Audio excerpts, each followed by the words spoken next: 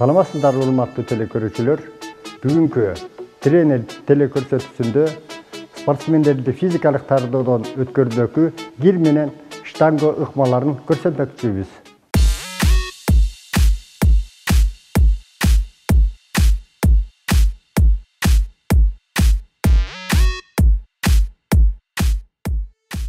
Урматтуу телекөрүүчүлөр, машыгуу эң биринчи кардиоразминка чуркоодон башталат. Андан кийинки чуркап келгенден кийин спортсмендер төмөнкү көнүгүүлөрдү аткаруу алышы абзел. Биринчи көнүгүү бул керилип чоюлуу болуп эсептелинет. Ал үчүн эки бутубузду мürүбүздүн тушуна коебуз. Эки колдорубуз болсо белибизде турат. Ушул эле мезгилде сол колубузду көтөрүп, оң жака ийилип 10-15 секунд кармап турабыз. Кийин ушул эле оң колубуз менен кайталабыз. Кийинкиси бутубузду аз гана кеңири кармап, оң колубуз менен согончогубузду кызыл ашыгыбызды кармап турабыз. Бул дагы 10-15 секунд кармалып турулат.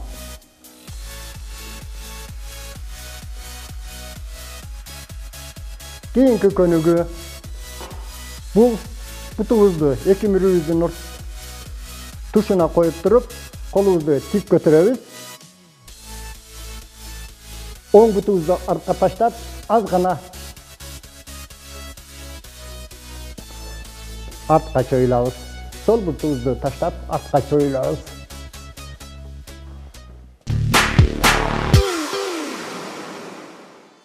Мына урматтуу телекөрүүчүлөр, биз көнүгүүлөрдү жасап өттүк. Эми машыгууларга өтсөк.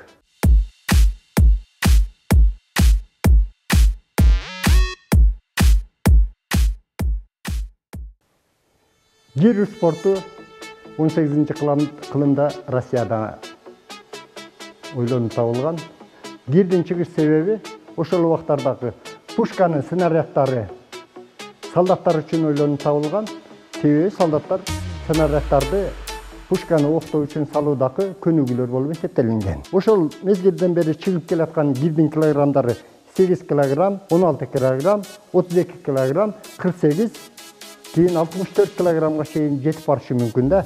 Биз негизинен колдонобуз 8, 16, 32 килограммдыктарды. Биринчи көнүгүүбүз бир колдоп гирди көкүрөккө алуу. Желкеге алуу. Бир колдоп. Так.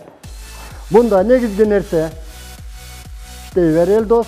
Негизги нерсе башталганда, көнүгүү башталганда тизени аз гана ийип туруп, андан кийин иштетилет.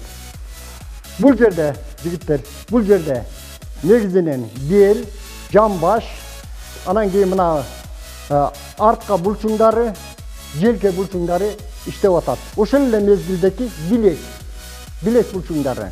Дагы бир нерсени айтуу керек нерсе, эгер сиздер билек, мына колдун башындагы анан билек булчуңдарына жакшы таасир көрсөтүш үчүн ушул эле гирди. Бул гирдин башын мындай карма. Гирдин башын мына ушундай акыбалда иштесеңер, буда негизинен колдун башы, анан кийин билекке көп таасири күчтүү болот да.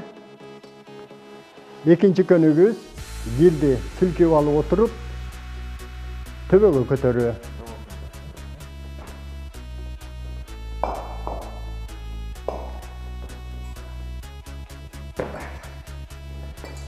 Бул жерде негизинен пут, бел, колдун аркы булчуңдары иштеп жатат.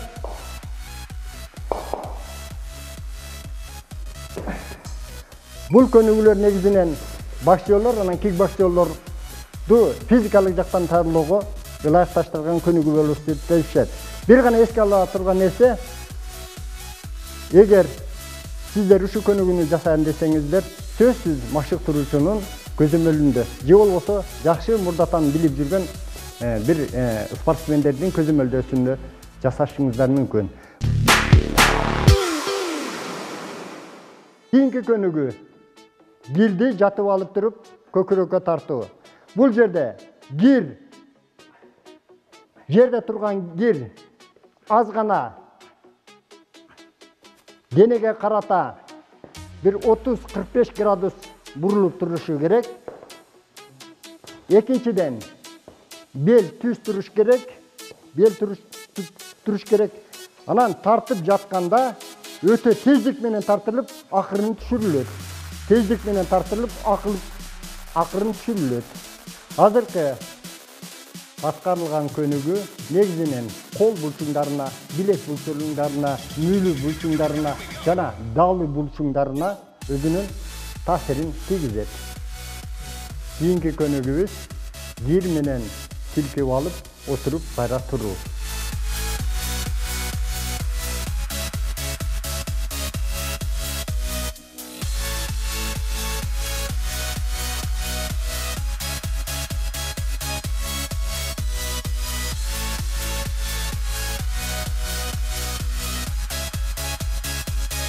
Бул көнүгүүнү аткарганда негизинен бирдин өтө түз, тик турушуна көңүл буруу. Эгер аз гана денебиз ийилип кала турган болсо, бул өзүнүн бир зыян жактарын алып келип калышы мүмкүн. Бул көнүгүү негизинен бут булчуңдарына, мүрү булчуңдарына, ошондой эле мынабы даалы булчуңдарына өзүнүн таасирин, жакшы таасирин тийгизет. Урматтуу телекөрүүчүлөр, азыр сиздерге кир ыкмаларын көрсөттүк. Кийинки көнүгүүлөр штанга менен кандай аткарылат? Ушуга көңүл буруңуздар. Урматтуу телекөрүүчүлөр, азыр биз көнүгүүлөрдү штанга менен көрсөтөбүз. Штанга менен көрсөткөндө төмөндөгү көнүгүүлөр аткарылат. Аны биздин жигитибиз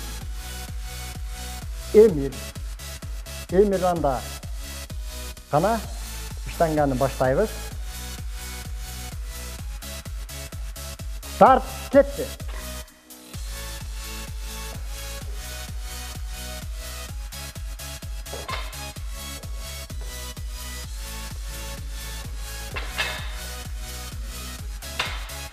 Жакшы, Эмир.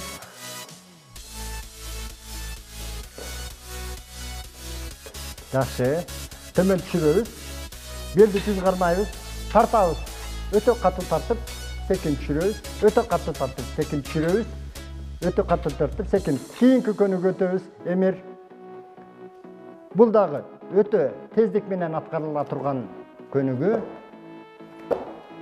Путка өтөбүз. Путту.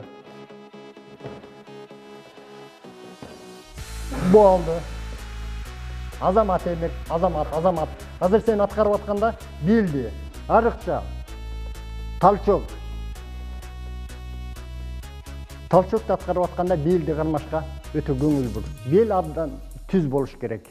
Негизинен туура эле аткарылды, жакшы. Экинчи көнүгүүлөрдүн чогултмасы төмөндөгүчө аткарылат. Эмир. Бул жерде негизинен кармаганда, штанганы ар дайым кармаганда замок же болбосо колду пышык замок менен кармап туруп, белге көңүл бурабыз. Бел түз акыбалда турат. Ал эми штанга турганда буттун ортосунда туруш керек. Мына бутубуздун ортосунда турат.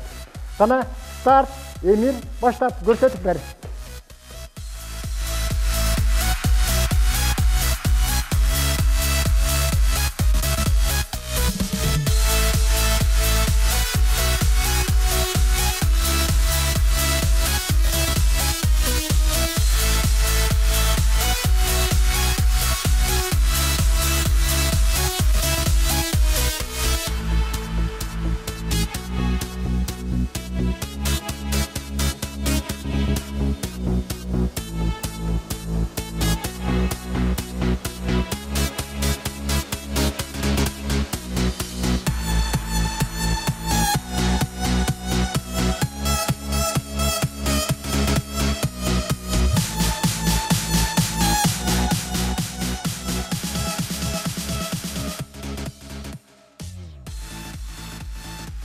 Урматтуу телекөрүүчүлөр, бүгүнкү машыгууларыбыз соңуна чыкты.